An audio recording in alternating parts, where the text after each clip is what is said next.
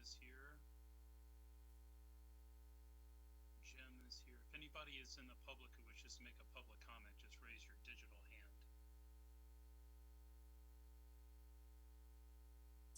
None seen, Jay.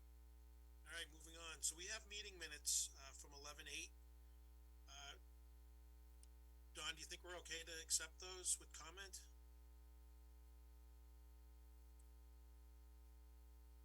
Don, you're on mute. I don't know if anyone else had a chance to look at them. Yeah, if everybody's okay with them, we'll make that correction and make it right. If we get it approved, that'd be great. If not, can wait until next time. Can you just share? I think is it the motion you were asking about, Don, on the roof on the snow Yes, guards? it was. Right, exactly.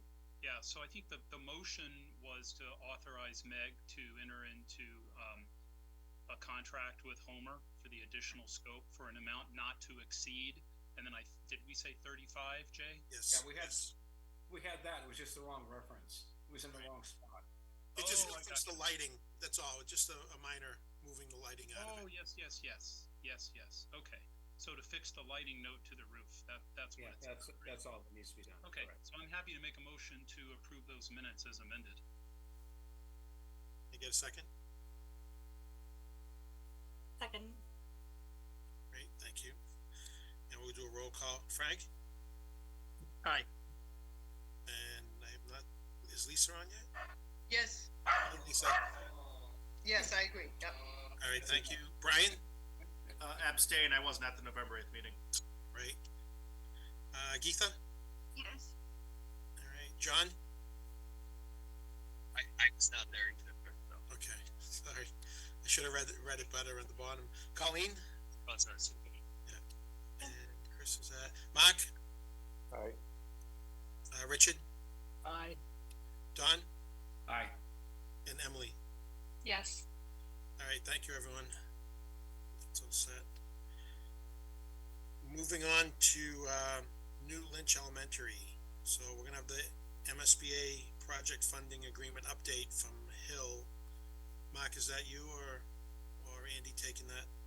So we still haven't heard anything from the MSBA yet on the additional funding yet. On another project, they said it's going to take another 2 or 3 months. So we'll continue to keep pushing them. But the next step is once we have a contractor on board, then we'll get the schedule value and work on what they call the project funding agreement bid amendment, and we'll get that in place. And then once we sign that MSBA, we'll do another amendment with the additional funding in there. But on another project, they said it's going to be another 2 or 3 months because they have 39 projects, sorry. Okay. Yep. Any questions for Andy on that? No. All right, next is December scope and budget from Hill also. Okay. All right. Can everybody see my screen? Yeah. Yes. Okay. So again, here's another quick update on the milestone schedule. We received the general bid on the 30th last Thursday, and I will share the results shortly. We're planning to award the contract tonight, and then we also have the material testing procurement. We'll present that in a few slides. So our construction phase, we're starting that tomorrow with the pre-construction, and then once the contractors on board, we can get a construction schedule from them. So the abatement and demolition, once we get that, we can let everybody know that when they can start at the actual date. We're still targeting for substantial completion at end of June 2025. And here's also an overview of our dashboard.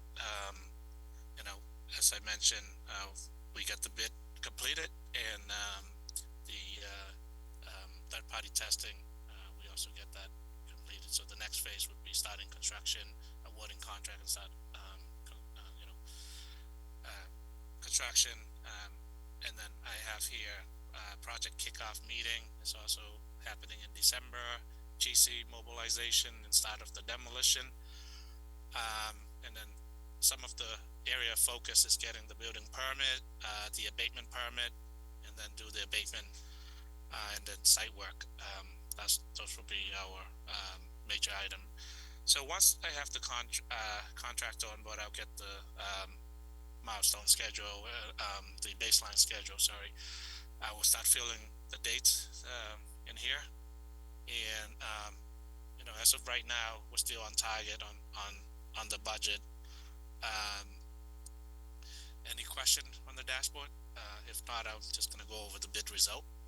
Don had his hand raised a little earlier. I'm sorry, I missed that, Don. You're on mute.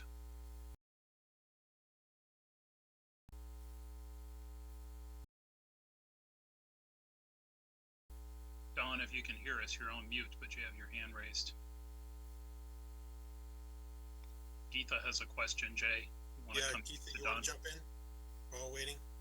Yeah, Andy, I don't know whether you want me to reserve the question later, or I just had a couple of questions on the dashboard.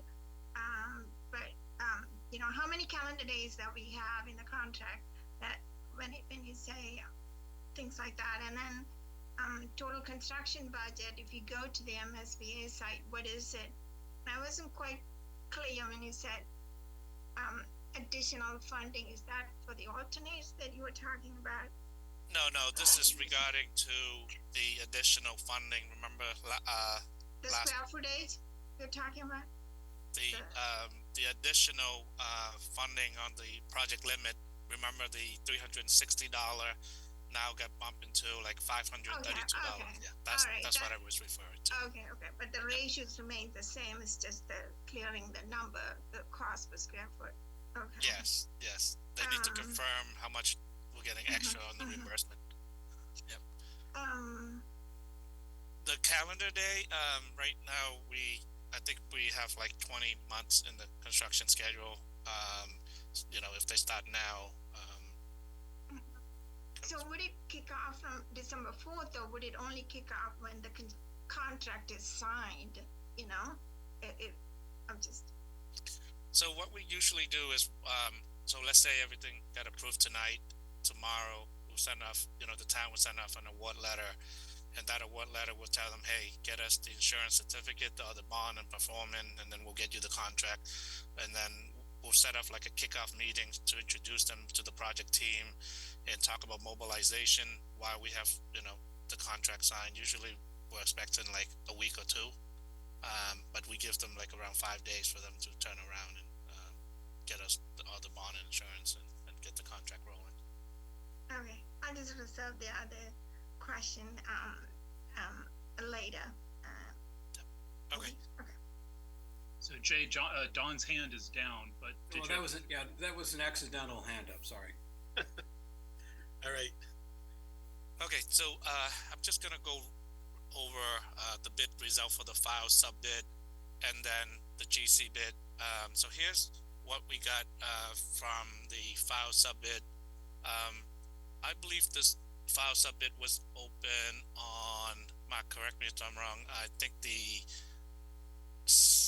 November the 16th, that was the date. That was the date. November 16th was the file sub bid opening at 2 p.m.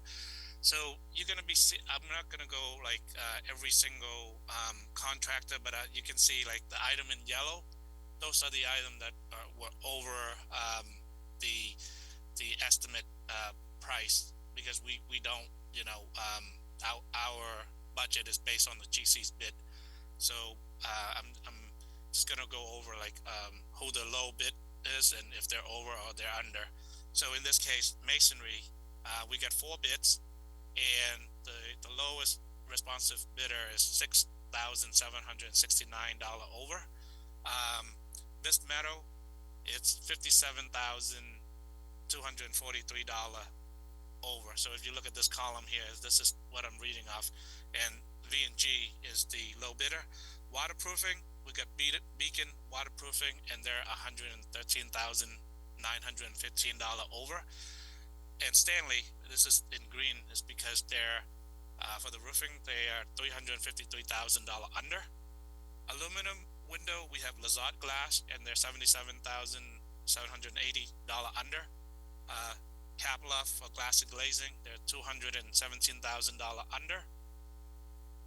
Pavilion for tile, they're $229,000 $229,406 under. Acoustical ceiling here, Central Ceiling submitted a bid and they're lower, but when we checked their bid, they were missing the bid bond. So we reach out to them to see if this is a clerical error, and unfortunately they said it's not, that they were missing the bid bond, so their bid was not responsive, so we have to recheck them.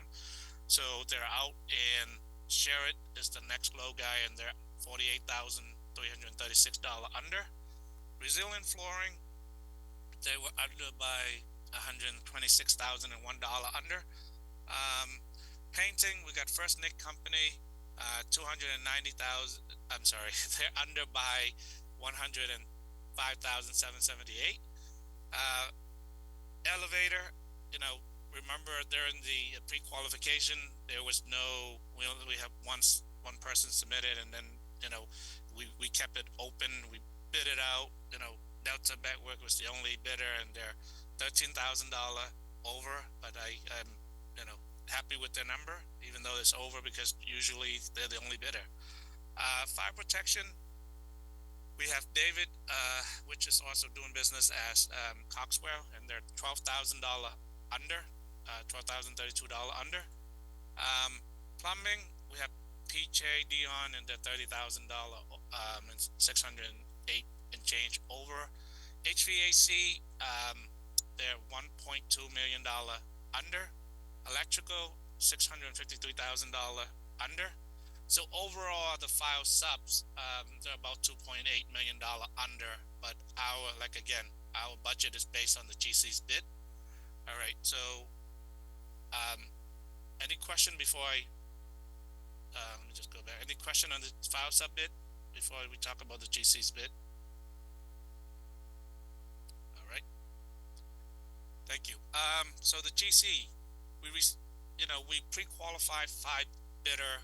A lot of them are very busy, and we got 2 bids, and their base bid is $65,735,000 before any alternate.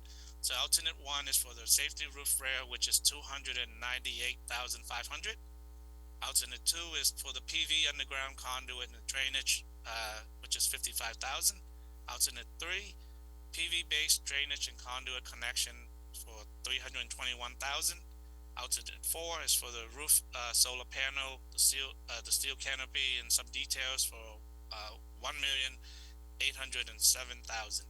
And if we accept all alternate 1 through 4, it's going to be $68,216,500. And so where are we with that compared to our budget? So down here, so our total project budget with the MSBA is what we carry in our total project funding agreement. Our budget is $67,674,862. And if we don't accept any alternate, if we go with the base bid only, we're $1.9 million under. This is the exact number here. It's $1,939,862 under. So if we accept alternate 1, we're still under by $1.6 million here. That's the second number that you're seeing. If we're accepting alternate 2, we're still $1.5 million under.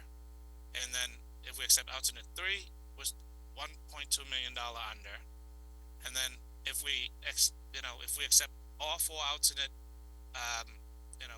we're at $541,638. This is over our current budget. So with that, I just want to share that currently we carry close to 10% on the construction contingency, which is $6,761,286. And if we accept all four alternate, again, we're at $541,638 over.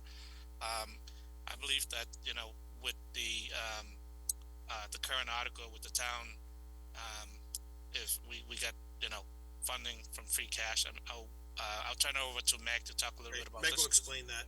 Yep. Meg, do you want to jump in? Sure. So, back early in November, town meeting funded through Article 18. There was a solar funding package, and $300,000 was to come from free cash, and the balance up to $3 million and something was to be appropriated through borrowing. Since our numbers are so favorable, we had a meeting with town management, and our recommendation is that we use the free cash, which reduces our tapping into the contingency down to $241,638, which still leaves an incredibly healthy contingency of $6.5 million, which is, you know, between 9 and 10%, based on the $68 million. So our recommendation is that we award the base bid plus alternates 1 through 4, and that we tap into the construction contingency for $241,638 and make that award tomorrow. Do you have any questions for anyone before we go to a vote? Can I just add, Jay, there was strong support of this on the floor of town meeting. Article 18 was the borrowing authorization plus $300,000 in free cash if we were in a position to own it, which we are. Article 19 gave the select board authorization to enter into a power purchase agreement in case the numbers came in high. So the purchase option, which is what Meg and Andy just presented, that was Article 18. That passed town meeting by a vote of 147 to 4. So incredibly strong support. And then even the power purchase option, just as a backup, also passed strongly with 125 votes in the affirmative. So town meeting is, you know, very much behind this, and whether, you know, through free cash or borrowing, was happy to support it. And it's nice that if we do this, we don't have to go out for a supplemental borrowing, even though town meeting has authorized it. Thank you. Geetha has a question. Geetha? Yeah, I just have a question, Dave. The pedestrian bridge, would there be additional funding from the town too? No, that's in the base bid. So when it went for override,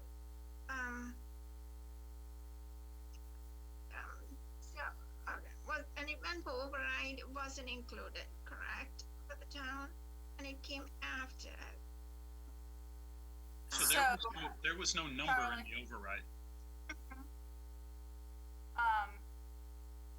So the pedestrian bridge was always carried below the line, but then it was brought up above the line. Yeah. What the estimate was. So it was brought into the base bid. I know that, but then how does the numbers work as far as you know, I guess, didn't the town go for some funding for the site improvements too, including the pedestrian bridge? No, we have never sought an additional appropriation other than the Lynch School project. So no. So the 65,735. Yeah. Base bid from Brait Builders includes the pedestrian bridge and all the site work.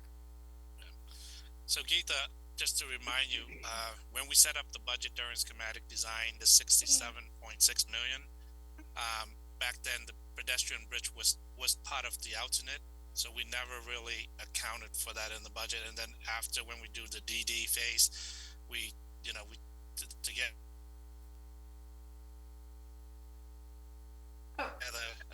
said let's head Okay. to as part of the base bid. So this bid result is really good. Now that you mentioned that, we never accounted for that, and the base bid came in under. Okay, I guess we're going for vote, but if I ask quick question, I guess, were there questions from a lot of GCs and was there any kind of indication to find out why there was only two? Just question. Were there lot of questions from a lot of GCs and it turned out we only got two bids? Just curious. So yeah, there was some question from the GC, but they're not major. I think we got more question from the file subs, and Tape has done an excellent job answering them. To date, we have like 8 addendum, and we've been talking. Right Builder has been talking to us. Okay.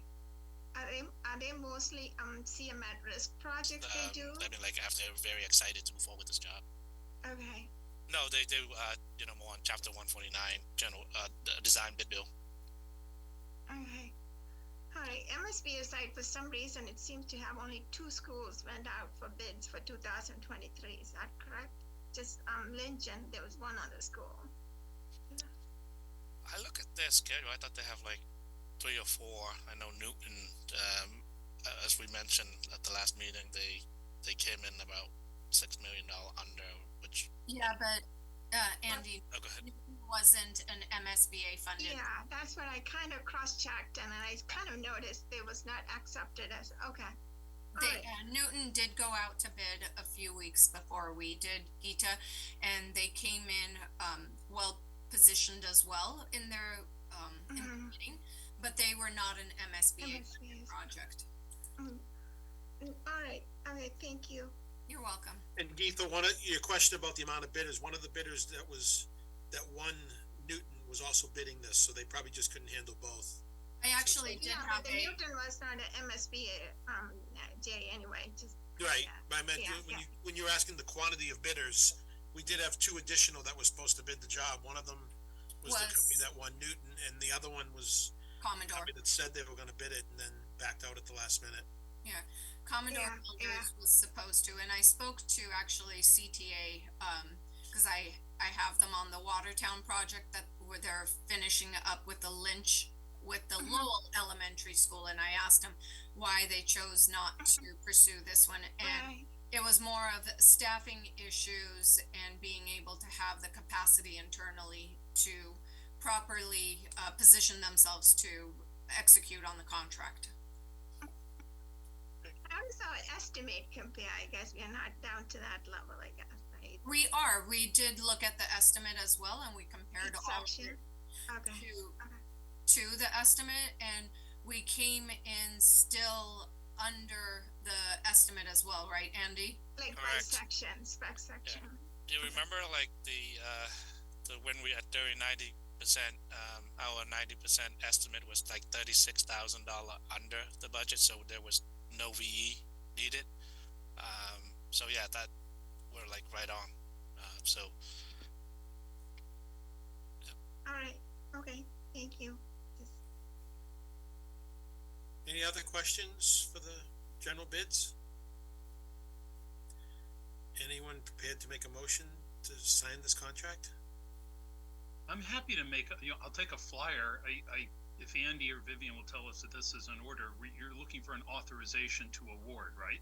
Yes. Yeah, so I move that the committee authorize an award of the construction contract to the new Lynch Elementary School to Bright Builders Corporation, inclusive of alternates 1, 2, 3, and 4, with the understanding the comptroller is assigning $300,000 to the project from free cash as voted under Article 18 at Fall Town Meeting.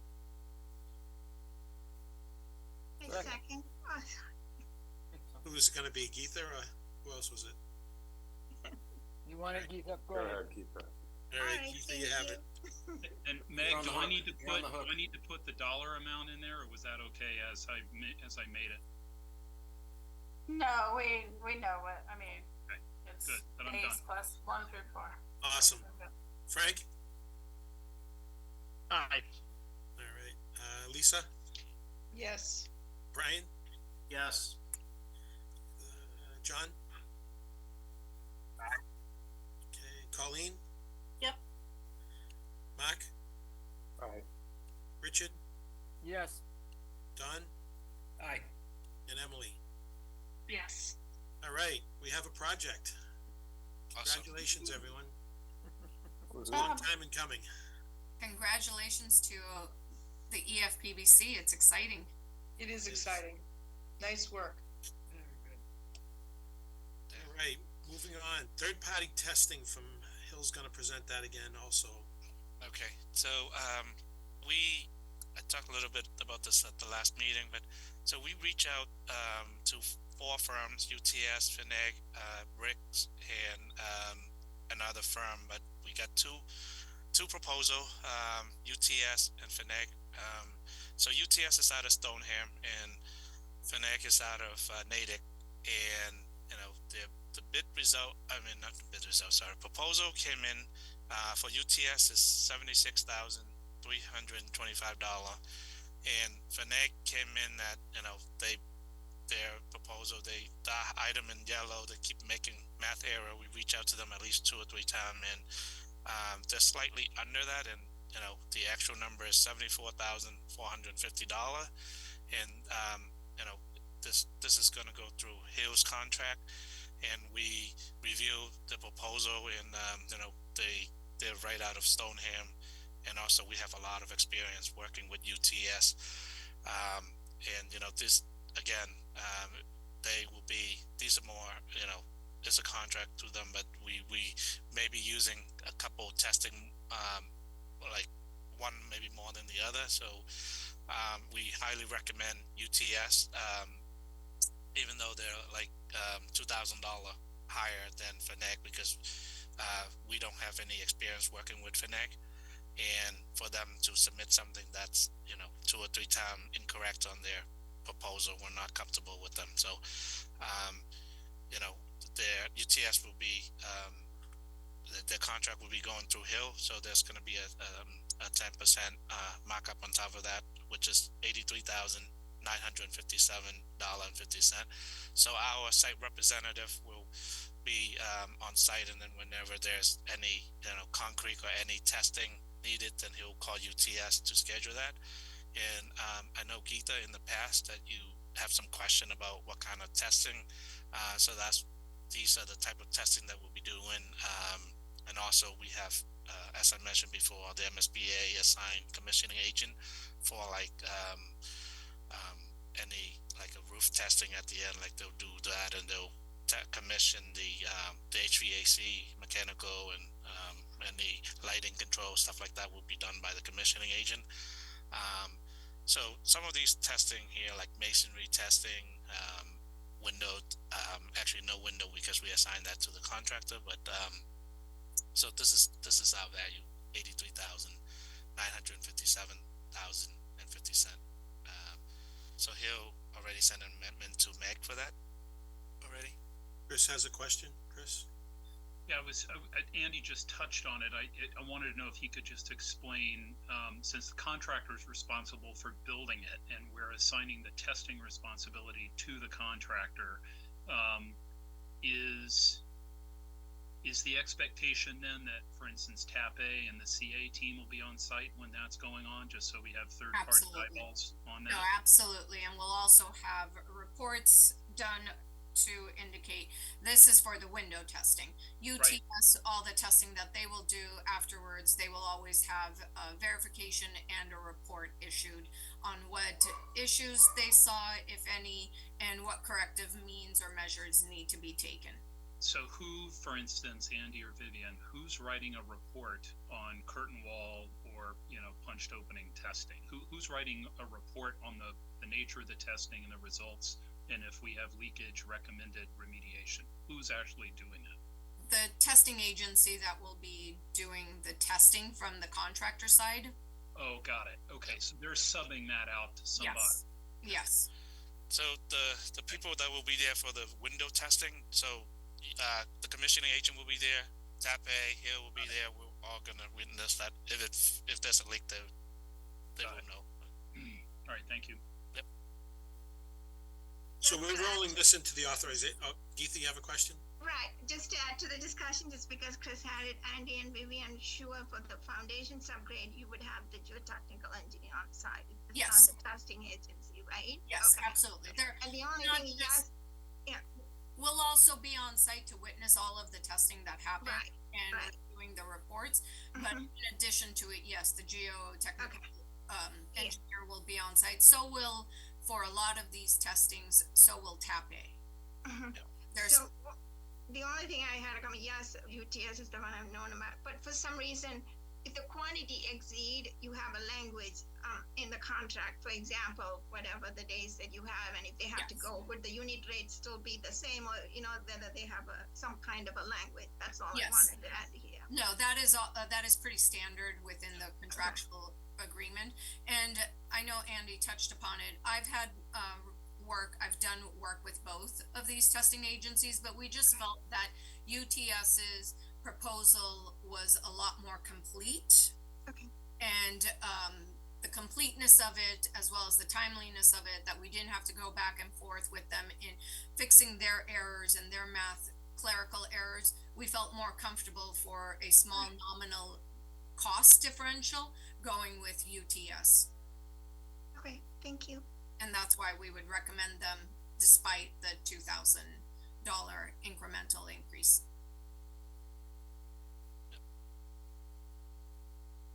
So Jay, Hey, is this Hill is on looking for a motion to authorize them to award third-party testing to UTS under their contract? Yes, please. So moved. All right. Second, anyone? Second. Thank you, Mark. Okay, roll call. Frank? Aye. Lisa? Yes. Brian? Yes. Geetha? Yes. John? Yes. And Colleen? Yes. Richard? Yes. Don? Yes. And Emily? Yes. Okay, all in favor? Thank you, everyone. That's all I have. And moving on to, Geetha, do you have another question? Or, no, okay. Just wanna make sure. All right, swing space, Meg, any update on the snow guards? No, Homer is getting me, a price and timing, I guess. He reached out to a roofer that he works with, so he's waiting, to get back their availability and stuff, but I expect, he's been pretty responsive, so I expect to hear back from him as soon as he knows, so, but right now, no update. Thank you. Handrails, they went out and fixed the issue that we had and sent pictures. I haven't gone out there and seen it, but the pictures look like they did what we needed them to do, so I think we're good on that. And lighting is on both of us. Meg, any update on lighting? No, I sent an email to the town's electrician seeing if he could get up there and just, Turn that turn one it. back. Yeah, and I haven't heard back from him, but I'll reach out to him again. Okay. Sorry, can you remind us what the lighting is for? The back walkway that they put in is pitch dark. And one of the lights is above the modules and it's just aiming at the roof. So we're just trying to see if the town electrician could spin it to light the back ramp. And then trying to get Eversource to add a light on the pole down at the rear staircase, I think they call it. So just some dark areas at night. Okay, before we get to the high school, we're gonna move up. In preschool.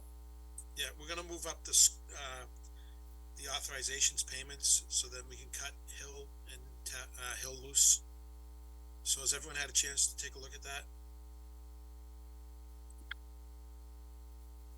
I'll You pull that share up, that, Jay. Chris? You put them up? Let me just pull it up. Yeah, thanks. I'm almost there. Sorry. Okay, should be able to see that. Yes. Okay, so, the Lynch, payment authorizations are for Tampay in the amount of $371,352.87. Hill International for $42,450. Daily Times Chronicle for the advertisement for the bidding is $1,724.25. And then the invoice for Bid Docs Online, they hosted, they hosted the bidding. Their invoice is $750. And then, you already voted this, but the spending authorization for Hill is for amendment number 6, which is for the UTS, work at $83,957.50. Okay. Any questions for Meg? All right, I'm happy to make a motion to authorize payment to Tape Architects, Hill International, the Daily Times Chronicle, and Bid Docs Online as presented by Meg in the manager's letter with today's date. Second. It's just Second. Mark's got it. Thank you, Mark. Okay. Thank you. Frank?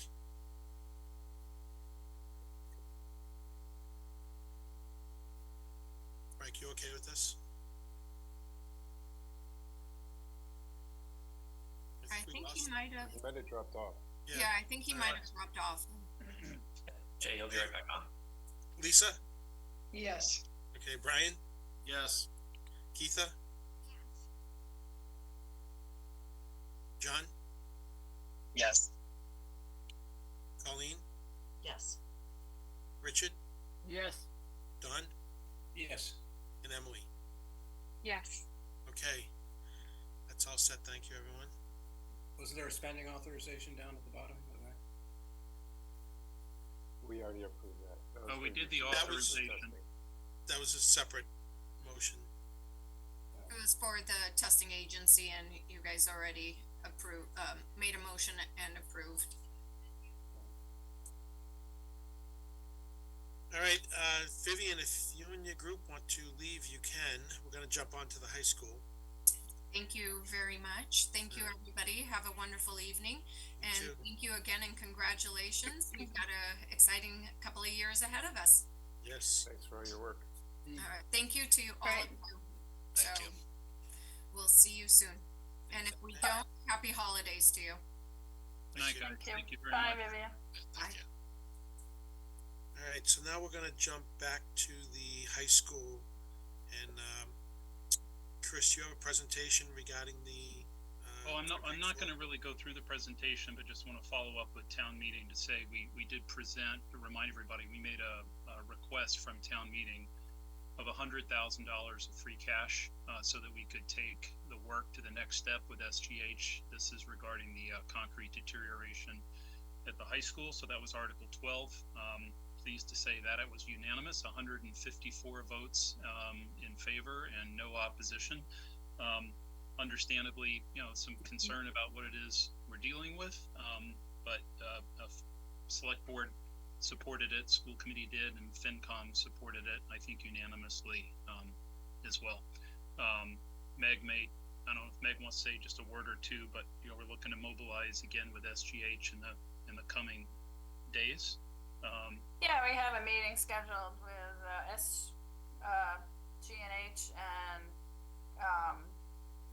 Chris Conway, Chris Nixon, and Jay just to they've already presented a proposal, so we're gonna go through that again and kind of further refine their scope of work and get them under contract for this next phase. And the other two things I just want to say, I really I have to thank Don, who has just done such a tremendous job over the years with our meeting minutes, not just the written record of what we talk about, but the attachments of all the things we talk about going back many, many years. Don, in the run-up to town meeting, has helpfully shared meeting minutes from 2014, 2015, 2016. We've got a lot of great information on discussions the committee had and documentation in terms of what was going on in the crawl space as a pre-existing condition, what the design intent was, So that's been really helpful. And Gita a couple of weeks ago happened to find, a photograph. She stuck a camera in a hole in the crawl space and took pictures 8 years ago. So this is really great information, and I just appreciate everybody sharing it with us. So we're gonna throw a lot at SGH, and I think as a part of their next stage, they are going to be looking at the original construction documents, meaning 1969, 1970, as well as the SMMA work. So we're just trying to gather as much information as we can before we revisit with them, but we will soon. So anyway, thank you, Gita. Thank you, Don, for all of that.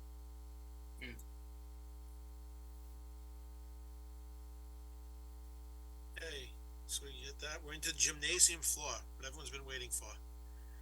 Jay, you want me to just say a quick word about this? I think that Sure. got this report. So reminding everybody, in I think it was 2018, the EFPBC hired a consultant to go in and take a look at the gym floor and also a reconfiguration of the gymnasium. Our athletic director, Mark Aria, is with us. So hi, Mark. Mark or Chris Blesson in a minute can speak to kind of the configuration shortcomings in that space, but we've known for some time that we have them, and that's limiting our use of the space pretty significantly. So the report in 2018 took a comprehensive look. There were some preliminary cost estimates, and then COVID happened. The floor, what's really driving this, I think it's fair to say, Mark, is the condition of the floor is really poor. I think, Jay, back in 2015, the floor did come up as scope for the high school. The committee felt at the time we could not really justify including it. 8 years ago, the floor wasn't in need of replacement. It just seemed like it would in a few years. And now that those years have gone by, it does need to be replaced. So the school committee actually stepped up with Frank's leadership and came up with some funding. So over the summer, TAPE Architects, under the leadership of Chris Blesson, who's also with us, went back, looked at the gym, met with Mark, looked at the reconfiguration options, looked at the floor, confirmed underneath the existing resilient floor is another resilient floor that's totally worn out. So I think Jay shared with the committee back in August, and maybe again more recently, that what TAPE came up with was a couple of options for the gym. We have two flooring options, either you tear up the resilient floor, you put resilient back down like a rubber floor, or you do wood. And then in terms of a reconfiguration of the space, literally turning the room 90 degrees, there were a couple of options. One was to divide the room into thirds, and the other was to split the room in half, and then the option within those halves to actually split them as well in half again, sort of a half-quarter arrangement, if you will. So given that there's differences in cost between the resilient floor and the wood, and there's differences in cost between the kind of 1/3 reconfiguration and the half-quarter, TAPE and the cost estimator, that was Peter Bradley, I think, Chris, is that right? I think it was. Yeah, so Peter was the cost estimator of record for the Lynch project as well. So back in August, they said project cost would be anywhere between 2.15 to I think $2.43 million, with maybe 6 months of escalation that would carry us into like summer for the spring or summer for the bid. So that's kind of where it was left, and with the expectation that we would hear from administration what the preference was for both the flooring approach and also for the how to actually reconfigure the space before we could really be confident to say what that number was going to look like. So that's sort of the backstory, I guess. And Jay, if it's okay, if maybe Chris or Mark or Frank would sort of lead this off, as they've picked it up again and had more conversation. I think are in a position to present recommendations tonight. Of course. Any way you'd like us to do it, Mr. Chair. I'm just wondering whether or not you want to have Chris go through just kind of what the options were briefly, high level, then Mark can kind of step in with his expertise, and then I'm happy to, as I often do in my role, come in and do any kind of cleanup that might be needed. And I anticipate not with these two gentlemen, so. Chris, do you want to jump in? Yes, someone just turned the lights off. thank you. They just turned it back on. Okay. So, it just went dark over here. I spoke too soon, I think. Should I do the cleanup now?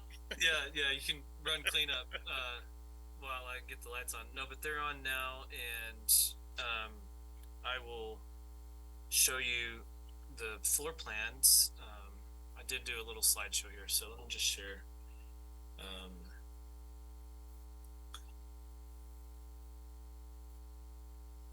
So I assume you all can see that screen. Yes. Okay. All right. So our process was really that we met with, and Chris already kind of laid this out, so I won't belabor the point, but we met with the athletic director and also reviewed those previous reports and engineering data. And we looked at a few options which PMC did analyze, and then went back and confirmed that the one we landed on was this sort of quadrant approach, which Chris talked about. And what's a little harder to see kind of in this diagram, but is that there's two main court options that are sort of like this.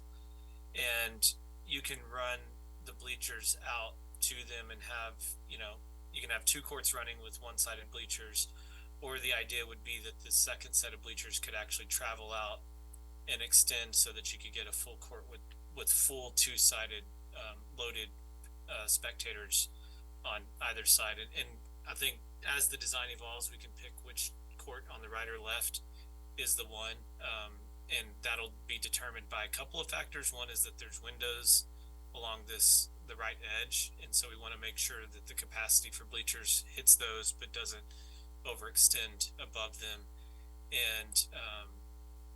And so that's kind of the layout. The other version of that layout is a 3-court option, which I can show, but it basically centered the court on the middle, and then had two sort of side courts over here, one on each side. And that was the original kind of conversation that we had with Mark on site. But then when I was sort of analyzing the space layouts and looking at a previous drawing that was included back as an alternate for the construction that happened at the high school through Sims Manny, they also had a 4-court layout and a center court option. And so this really gets you, I think, the most programmatic benefit is to do what we showed on the underlay here, which is the quadrant that can also have 2 main courts. The other thing you'll note in this drawing is the running track around the perimeter. It's not a sort of regulation indoor track or anything like that, but it does give the ability to run track and really, and again, when we get into final design, we would program and design out the sort of final turning radiuses and see if we can get that to work around the edge of the court. So then you can have truly 4 stations with running on the perimeter and get everything to work in a nice cohesive package. And then the other sort of big thing here was that floor conversation, and it goes to the idea that, do we do a resilient floor? Do we do a wood? And I think long term, the wood is a better court, both for, and I'll let Mark talk about some of those reasons, but I think ultimately the wood is kind of the better solution. And so we presented that, and you'll have to raise up the floor system, and that's kind of depicted up in the corner here, and then create transitions at the doors to come back down to the concrete level that's there right now. So that's kind of the high level. And then the only other thing here to note is just that budget, which I had on another slide, but Chris said it verbally, so it's not super critical. Sorry, but it's that slide there. And I think that really is kind of it, is that this price includes all of the stuff that's required for wood floor, new capacity. The capacity target also for the bleachers was so that you can host an actual MIAA tournament. And so that was our target. That was the conversation. And so this budget right here, we feel like is a comfortable budget to get you sort of all the things that are needed for the gym right now. And with that, I'll stop sharing and let Mark talk about some of the need and benefits of this.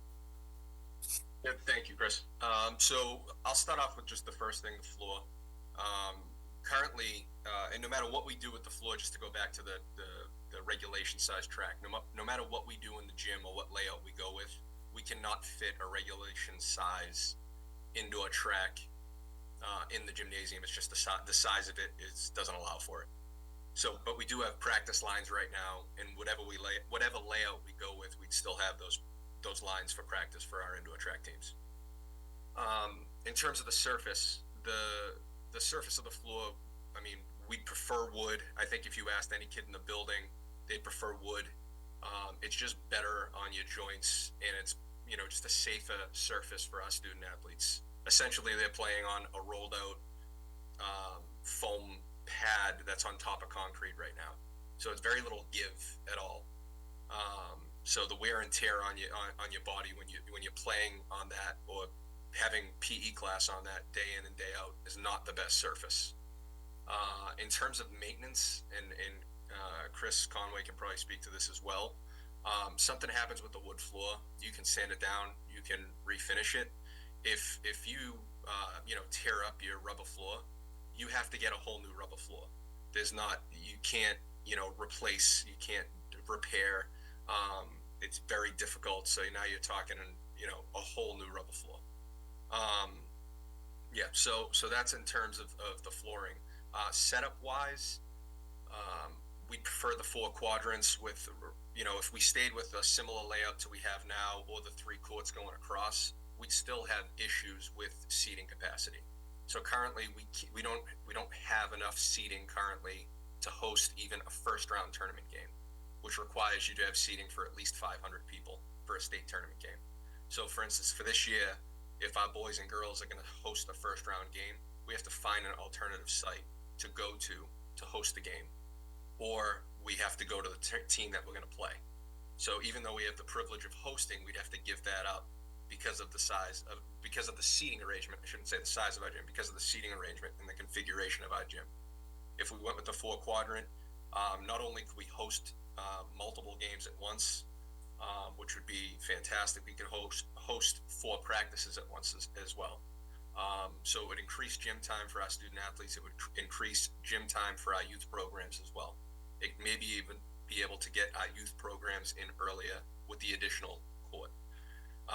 Right now we have 1 official size volleyball court and basketball court in our gym, and we'd be taking that to, we'd go from 1 to 4, which is again just a huge benefit for not only athletics but for PE as well, because now our phys ed teachers can split the gym in quadrants as well as in half. With the 4 quadrant, or the splitting the gym in half, or with the ability to drive the bleacher over to host a really big tournament game, it would also give us the ability to host neutral site semifinals for state tournaments as well. So the school would have the ability to host larger games for the MIA and increase revenue for our school and our teams as well. So we obviously like that setup for a number of reasons. We feel like we want to do it right this time. And again, going back to student safety, going back to what's best for our student athletes and for our community, I think this is the way to go. Thank you, Mac. Open up for any questions. Can I just add, Jay, that Tape's drawing, their notes, and Peter's estimate also included literally moving things off the wall to the opposite wall for that whole reconfiguration. So like scoreboards we're moving. I think maybe we own 1 new scoreboard, but it's a pretty comprehensive look at everything that would be impacted by the reconfiguration of the space. I just have a quick question. I'm all for it. My question is, with the wooden floor, now I'm talking about accessibility only because I hear from people who use that to vote. And I know the current floor now that's there is not good, but I'm wondering, over the long term, is the wood floor going to be viable enough, say, for somebody with a disability? Because I know the current floor, if somebody walks there with a cane or even with a wheelchair, I've heard it skids in that. Do we know if it's any better as far as not being so slippery for people that may have mobility problems, that may have to come in to use the gym or something? I'm just curious. I don't know, so that's why I'm asking. So, Is any- so the thing I would say is that it's a lot easier to clean and to maintain a wooden floor. So the likelihood of there being slick spots would be less. There's also more visible. Slick spots are more visible on a wooden floor than they would be on the rubber floor. And also go back to anything on wheels. It's easier to move on the wooden floor than it is to move on the rubber floor. Especially, that's the reason why we're in the predicament we're in with our bleachers not working, is because if you're, say sitting in a chair with wheels or, anything, it kind of gets into the rubber and it's very difficult to move. So, I think it would be,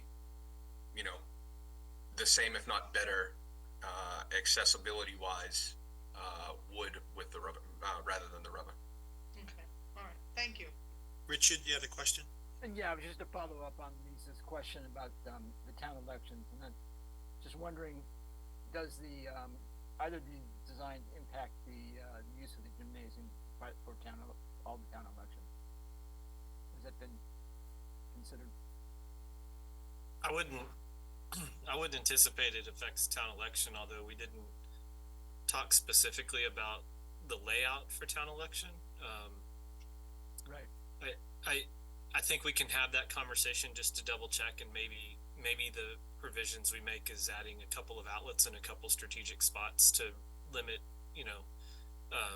extension cords that you might have to run out or something like that. But I don't think we would be talking about adding floor boxes or anything like that, and I don't anticipate trouble with accessibilities. Just to further Mark's point is,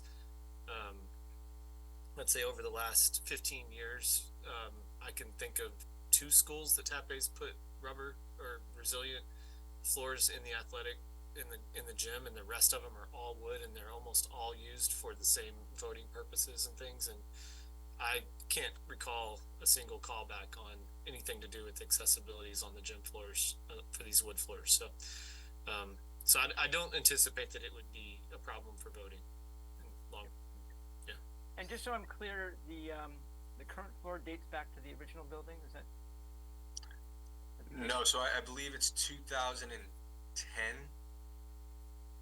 I think it's older than that because it was at its 10-year life when we did the school. It was past its 10-year life.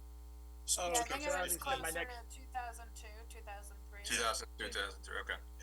Yeah. So it's well past its useful life. Right. Thanks. All right, Geetha and then Mark. Yeah, I just have a question, Chris, with the from TAPE, the cost estimate you had, and with the other scenarios happening on the other floors. Was there any need that you felt like you had to open up the gym floor to see what's under the subfloor or subgrade to get a good handle on what needs to be done? In other words, are you looking into completely removing the whole thing and building up to raise the floor to work it work? Are you with me, Chris? Yeah, let me attempt. I think I understand what you're saying, but I'll give an answer. If it's not right, you can let me know. But what's there now is a resilient floor that is adhered to the subfloor, which is a concrete subfloor, and it's also on the second floor of the building. So what's underneath it is like it's I think it's locker rooms and stuff like that. So so we're not removing the subfloor. It's going to go. You just strip off the resilient floor, clear all the adhesives or anything that holds it down, and then you have a smooth concrete surface that will then build up the wood floor on top of. So do you think the concrete of the subfloor needs to be assessed right now to get a good handle on the cost estimate? Or I don't know. I don't think so. I don't anticipate that there's issues. I don't think there's anything that leads us to believe that there are issues in that, but obviously, there may be things you can't see that we need to deal with, but we have contingencies built in for some of that. But again, if you had widespread problems, what does it take to see the subfloor of the concrete? What does it take? Is it pretty easy now to see it?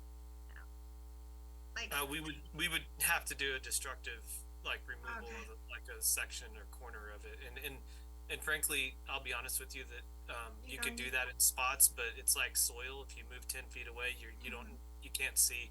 So it's really we don't have anything telling us there's issues right now globally widespread.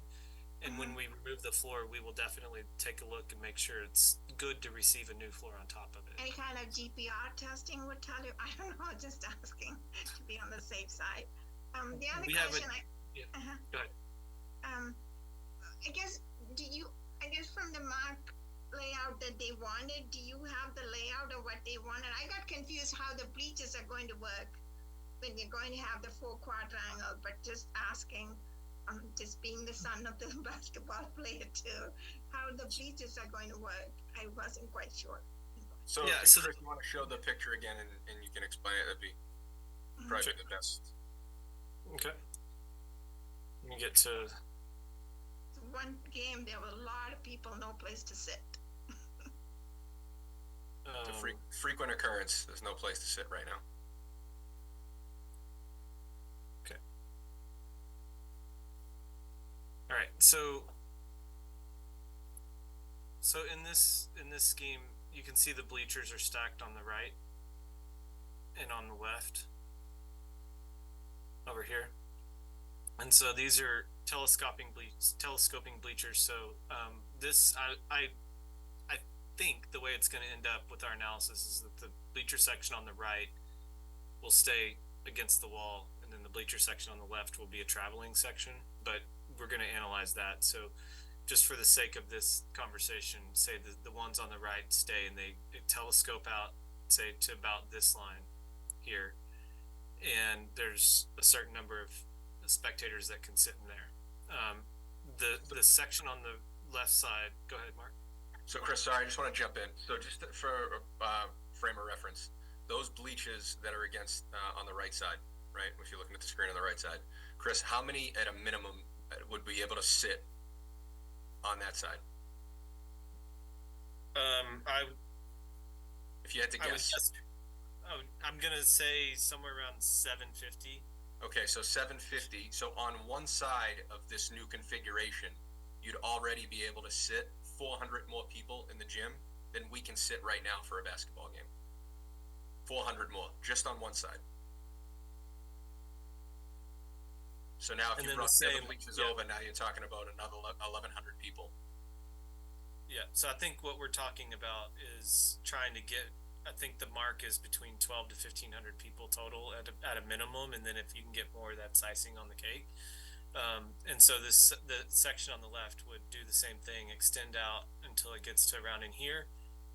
So that's the configuration for 2 games. But once it's extended, it can also further travel so that it meets up to a line that's here. And so you'd say have a bleacher section out here that then you have 2-sided court.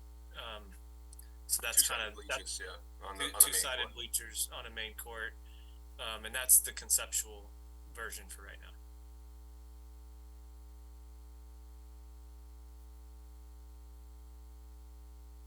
All right, Ethan, you all set with that, or we'll move on to Mark?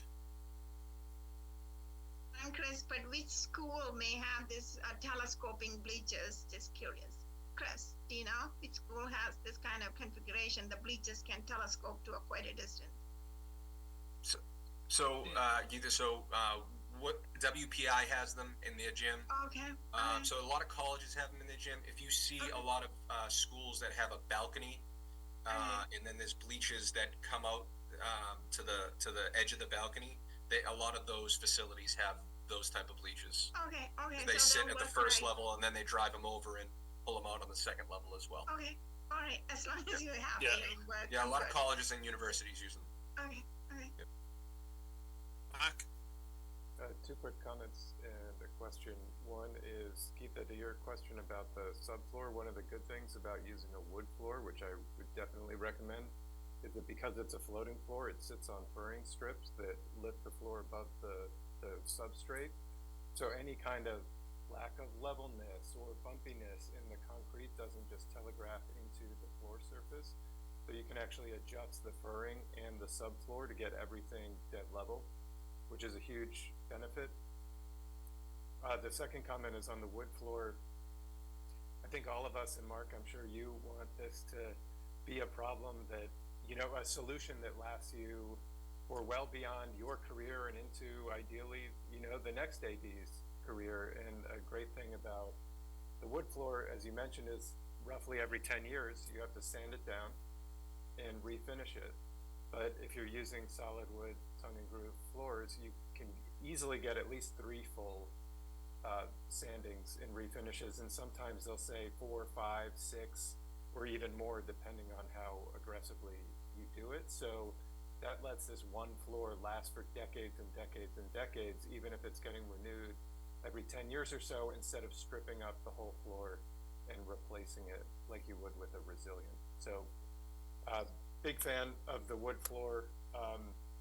My question is, I guess maybe this is for Jay or Chris or Frank or Mark, I'm not sure who, but what you know, what are the next steps here, and what is our role in the next steps? That was actually just going to be my segue to next meeting dates and motion to adjourn. Unfortunately, we don't have $2.5 million, you know, sitting in the remaining project funds, right? This work, remember the report from TAP A came out in August. So that was after the school committee had already discussed and prioritized our capital projects for this past summer cycle that just went to town meeting. So the school committee and the select board are well aware of the need to do this work. Select board chair, Mr. Mucci, is actually watching tonight here as a member of the public, so I appreciate that. We wanted both the school committee and the board to be aware of this need, that it's coming. A floor is a little bit like a roof, right? They don't last forever, and at some point they have to be replaced. So in terms of next steps, it's fair to say we're not sure how this is going to get funded. However, it's very much on the radar of both the board and town management. Last month, in the run-up to town meeting, Capital Planning Committee came to the select board and asked for a commitment towards developing a plan, not necessarily a detailed list of projects and an overall cost, but to come up with some sort of plan to fund many much needed capital projects throughout town, not just on schools, but even broadly on the town side. And I think Mr. Mucci and the board had some really good, robust discussion about that, and there was support towards coming up with a plan. Rich actually spoke about this briefly under Article 1 at town meeting about 3 weeks ago. So the board has asked management to help them start to come up with a list of projects. That list is substantially, like 95% really, all the capital projects that we talk about through the usual cycle. So like Ambrose roof, McCall Middle School roof, which is not in the wheelhouse of the EFPBC, but we certainly talked about that. The site work, flat work at Lincoln, and so forth. So town manager is developing a list of projects. There are 2 projects on that list that that missed the press date for capital. This is one of them, and the other is the deterioration of the concrete at the high school, right, that we just talked about earlier tonight. So Beth is, you know, helpfully carrying both of those on her list. She has some placeholders in there for cost. And I'm doing the best I can to answer your question, Mark. I think what will happen over the next very few weeks is that the board and management are just going to continue to discuss that list. I think this presentation is helpful tonight because knowing that administration wants to go with the wood and the configuration that you saw, it tells us this is closer to a $2.5 million project than a $2.1 million project. 2.5, I think, is actually what the town manager is carrying right now for this as a placeholder. So we have to let those conversations kind of move forward. And I think at this point, we've sort of done what we were supposed to do, which is to discuss it and kind of push administration to make a recommendation in terms of configuration and flooring type. They've done so. And I know Gary Grassi is also watching tonight from the gallery, and he's very involved in Winchester youth basketball. So I wanted to put in this plug. The school committee will be kind of watching, we'll be discussing this. We're going to do a second act of this on December 12th. That's going to be in the evening, is it, Frank, at the high school? I think that's right. I don't know if we have a time yet. It'll be 6 or 7 o'clock, I assume. We have a school committee facilities meeting, facilities planning sort of strategy session, and our expectation is this will be on the agenda. So, I think if Mr. Mucci, Mr. Grassi, and other community members have kind of feedback for us, they could certainly reach out to you, Mark, Maria, or Frank, and share what they think. And that's a public meeting. So if folks want to say something about the basketball recommendations, they could do so on the 12th. But the school committee really hasn't had the benefit yet of the presentation that you guys just saw tonight. So we'll do that in a couple of weeks, or a week and a day. Thank you, Chris. All right, we already did any other questions for the floor before we move on? It's just really informational. So like Chris said, they're going to address it on the 12th. Payments we already did, we moved that up. Next meeting dates, we're looking for December 18th, and that may not happen, but we want to get it on the books, depending on what's going on. And then moving into January the 8th and the 22nd, if that would get us, through the next few meetings.